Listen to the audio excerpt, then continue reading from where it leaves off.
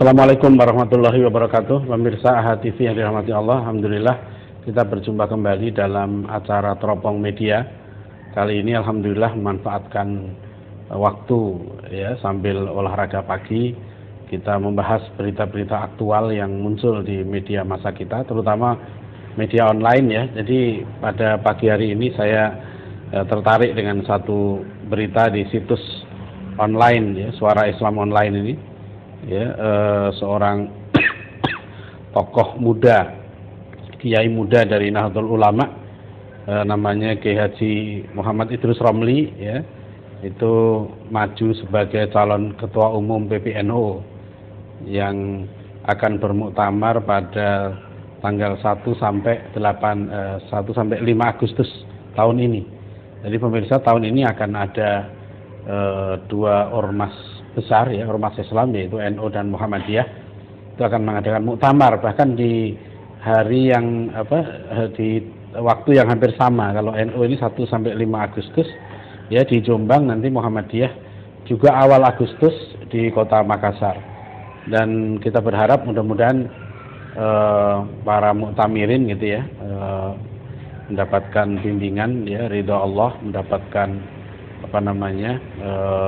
petunjuk, mendapatkan satu pilihan-pilihan ya, pimpinan dari ormas Islam yang baik ya. Jadi kita berharaplah apapun yang akan terjadi nanti, tetap saja pemimpin NU dan Muhammadiyah ini sangat menentukan ya perjalanan dua organisasi Islam ini ke depan, karena kedua-duanya sebagai ormas Islam yang terbesar tentunya memiliki pengikut dan pengaruh yang cukup besar, baik di tengah masyarakat maupun ya kepada sistem kenegaraan kita, perjalanan kehidupan politik kenegaraan kita ke depan. Nah pemirsa ya, ini di kalangan NU misalnya disebutkan di sini sudah muncul beberapa nama ya, yang disebut-sebut akan memimpin NU ke depan ya, seperti disebut ada Kiai Haji Akil Siraj ya, Kiai Haji Salahuddin Wahid ya, Kiai Haji Mustafa Bisri dan Kiai Haji Hasyim Musyadi ya. Tentu ini tokoh-tokoh yang sudah tidak asing lagi, dan nama Kiai Haji Idrus Romli ini ya tentu beliau masih sangat muda. Saya kira usianya mungkin belum 40-an ya. Tapi memang beliau ini dikenal sebagai sosok yang sangat aktif ya, disebutkan di sini untuk menghadapi penyebaran faham liberalisme dan faham aliran-aliran sesat yang menyimpang lainnya. Nah ini pemirsa berita yang mengembirakan, tapi tentu yang paling penting adalah bagaimana kita doakan ya, mudah-mudahan NU dan Muhammadiyah bisa menjaga khitoh perjuangannya ya, untuk mewujudkan masyarakat Muslim Indonesia, dan khususnya ya internal di dalam NU dan Muhammadiyah sendiri, sehingga warganya ya itu betul-betul menjadi manusia-manusia yang beriman dan bertakwa, berakhlak mulia, dan bisa menjadi suri tauladan bagi bangsa Indonesia dan bahkan bagi umat manusia yang lain. Nah, ini pemirsa satu berita yang penting, dan ada sekarang ini muncul pertanyaan-pertanyaan gitu ya. Kalau dilihat NU ini kan berdiri pada tahun 1926, Muhammadiyah berdiri pada tahun 1912 ya. Jadi dua ormas ini sudah ada sebelum Indonesia ini ada ya. Sebelum Indonesia merdeka, Muhammadiyah sudah berdiri ya. Muhammadiyah berdiri di dalam disertasinya Dr. Alwi Shihab ya, judulnya Membendung Arus. Itu disertasi Dr. Alwi Shihab di Hartford Seminary di Amerika, itu menyebutkan bahwa Muhammadiyah itu didirikan terutama untuk merespon dua hal ya. Satu, merespon kristenisasi, dan yang kedua adalah merespon Freemason ya. Dan NU ya, kita tahu selama ini sangat aktif ya, terutama dengan basis pendidikan pesantrennya ya. NU memiliki pesantren-pesantren besar yang sangat terkenal, sangat eksis sampai sekarang ini ya. Yang saya beberapa kali mengunjungi pesantren-pesantren ini, misalnya seperti pesantren Pondok Pesantren Sidogiri ya di Pasuruan, itu yang merupakan alma maternya Kiai Idrus Romli juga ya. Sidogiri ini sudah hampir 300 tahun umurnya dan sampai sekarang masih eksis, bahkan terkenal sebagai salah satu pesantren yang cukup cukup berkembang, bahkan sangat maju ya dalam bidang ekonominya ya. Kemudian pemberdayaan ekonominya, BMT-nya sangat maju, industri misalnya air minumnya ya, tapi juga salah satu yang bagi saya sangat hebat adalah mempertahankan tradisinya itu yang luar biasa ya, memiliki kajian-kajian kitab ya, terutama Nahwu Shorof yang sangat kuat, tradisi fikih, media masanya, websitenya silahkan dilihat, beberapa majalah juga aktif ya. Ini salah satu lembaga pendidikan Islam yang barangkali bisa kita katakan tertua sekarang di Indonesia, yang masih eksis dan tetap mempertahankan jati dirinya ya. Saya pernah mengunjungi juga pesantren Langitan ya, pesantren Tebuireng misalnya ya, tempat Kiai Salahuddin Wahid ini yang didirikan oleh kakek beliau ya, Kiai Haji Hasyim Asy'ari pada tahun 1907 ya. Juga saya pernah mengunjungi pesantren Situbondo yang didirikan oleh Kiai As'ad ya, Samsul Arifin ya, kalau nggak salah itu 1910 ya. Jadi tradisi-tradisi pendidikan yang demikian tua dan kokoh inilah yang kita berharap bisa dipertahankan dan dikembangkan lagi, karena tantangan yang muncul sekarang juga telah bentuknya berbeda daripada tantangan sebelumnya ya. Jadi pemirsa, sejauh yang saya bisa mengevaluasi, sebenarnya perjuangan dari organisasi Islam, apalagi yang besar ya seperti NU dan Muhammadiyah ini, itu sudah on the right track ya, sudah di dalam jalur yang benar. Yang perlu terus-menerus untuk ditingkatkan sekarang ini adalah bagaimana menjaga keistiqomahan ya lembaga-lembaga pendidikan Islam ini, sehingga tetap dia ya dalam sistem dan pemikiran Islam yang menjadi basisnya. Dan yang kedua adalah tetap menjaga betul ya penyakit yang banyak menghancurkan institusi-institusi lembaga Islam, apapun itu, apakah lembaga pendidikan, lembaga politik ya, lembaga sosial, lembaga kesehatan seperti rumah sakit ya, yaitu penyakit yang disebut Rasulullah SAW sebagai al-wahnu ya, penyakit hubbud dunya wa karahiyatul maut ya, penyakit cinta dunia inilah yang kalau sudah masuk itu ya ke lembaga-lembaga ya, cinta dunia ini bisa karena cinta kedudukan ya, cinta jabatan, apalagi kalau bukan hanya cinta sampai serakah, sampai menghalalkan segala cara ya, tentu ini akan menimbulkan kelemahan ya.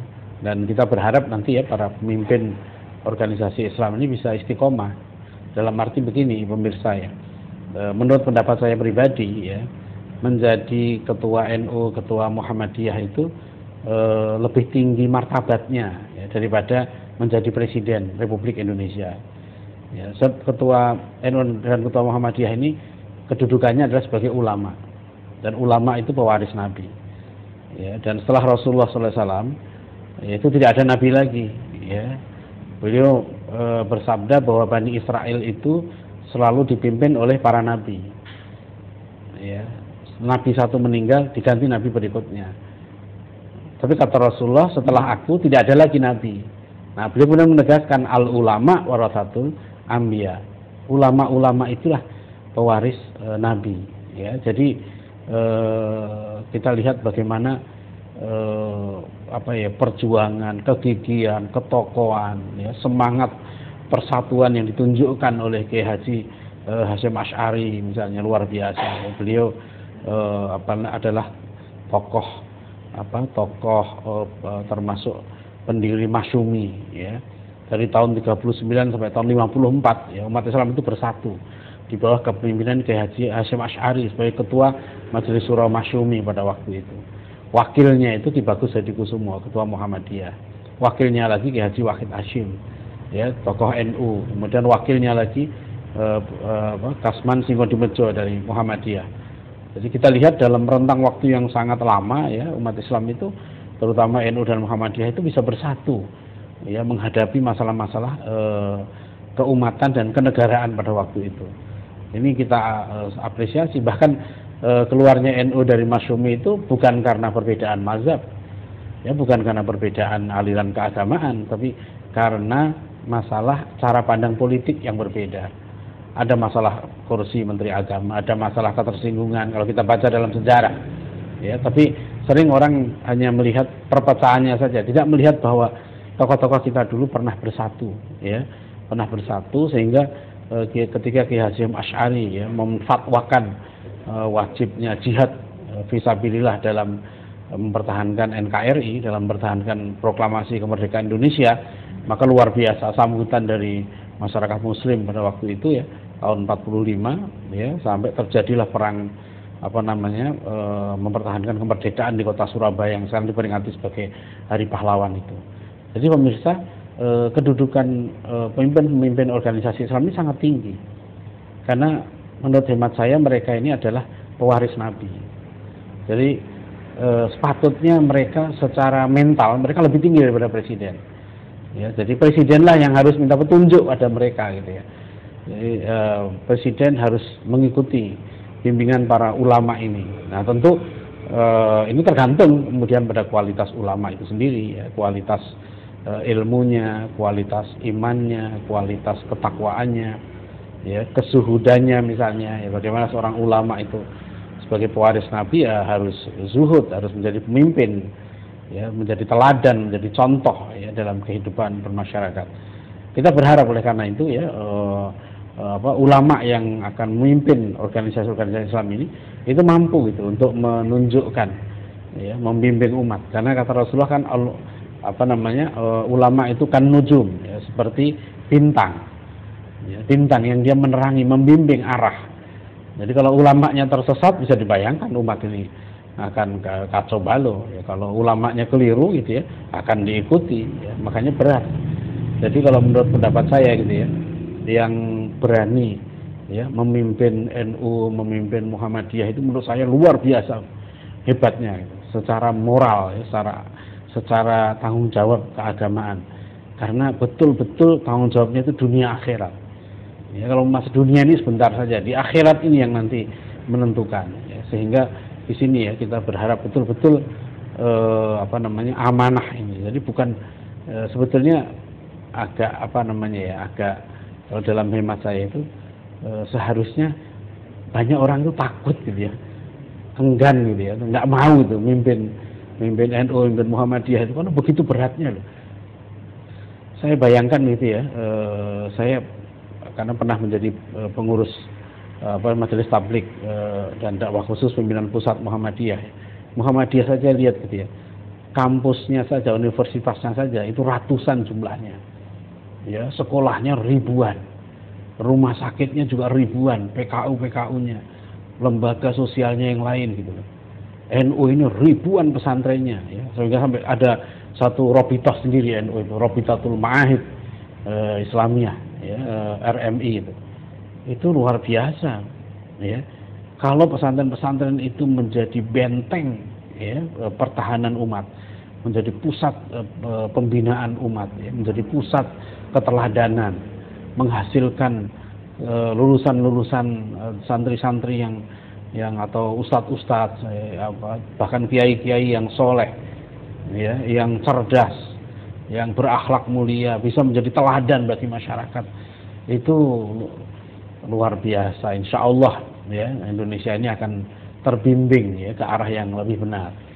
Ya, jadi kalau kita mengikuti apa yang dikatakan oleh Imam Al-Ghazali ya dalam kitab Ihya Ulumuddin ya, dalam kitab Amar Ma'ruf Nahi Mungkar, Imam Al-Ghazali sekali lagi sering kita ungkapkan, beliau mengatakan sungguhnya rakyat ini rusak ya karena penguasa rusak.